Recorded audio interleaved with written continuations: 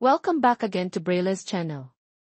Ito pong muli ang inyong lingkod para sa isa na namang payout updates ng inyong social pension para sa bagong naglabas ng kanilang schedule pagkatapos ng election.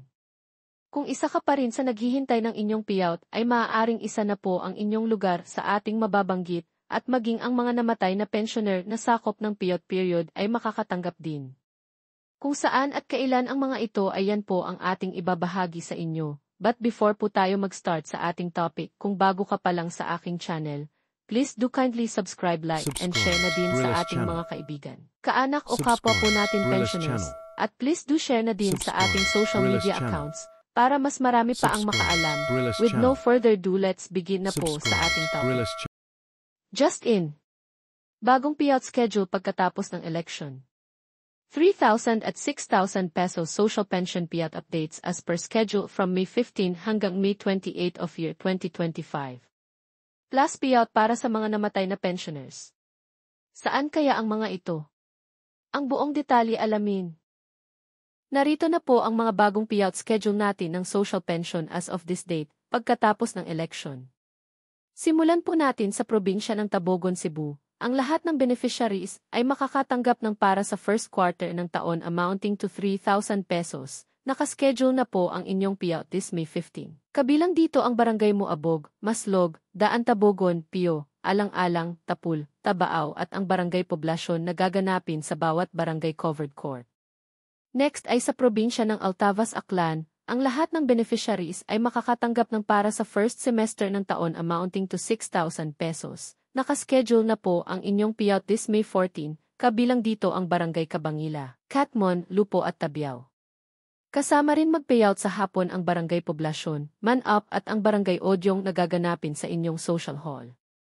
At sa May 15 nakaschedule ng mag-payout ang Barangay Ilinayasan, Giniktan, Kabugao at Barangay Daliptip. Kasama rin mag-payout sa hapon ang Barangay Talon, Kinasayan at ang Barangay Ilumainay na gaganapin din sa inyong social hall.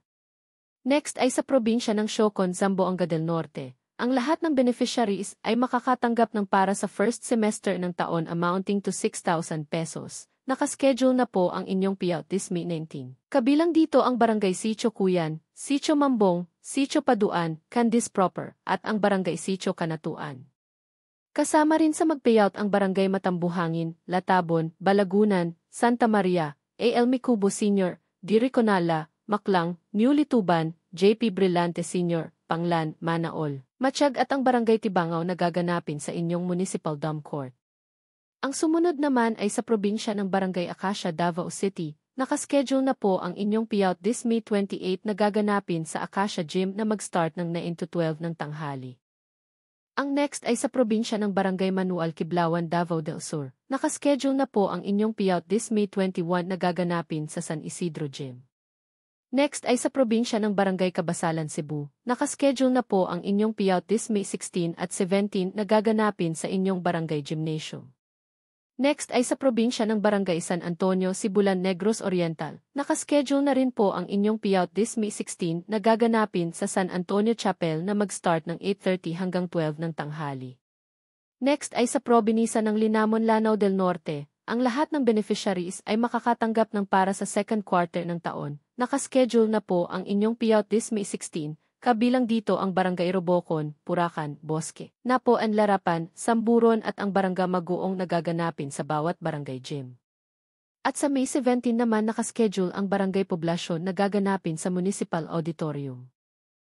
Samantala, may isang lugar ang naglabas ng kanilang announcement para sa lahat ng mga namatay na social pensioners na pasok sa payout period ng April to June ngayong taon, dahil makakatanggap pa rin po ang mga immediate kaanak ng kanyang naiwang social pension.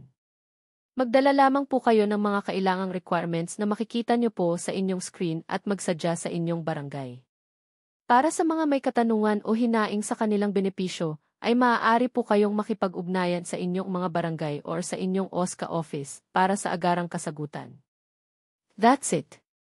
Sa ngayon ay ito pa lamang ang mga naglabas ng kanilang payout schedule maging ang mga pensioners na namatay during the period covered qualified for social pension. Manatili po kayong nakatutok sa aking channel para sa mga latest payout updates at iba pang informative videos na para po sa inyo. Marami pong salamat and God bless everyone.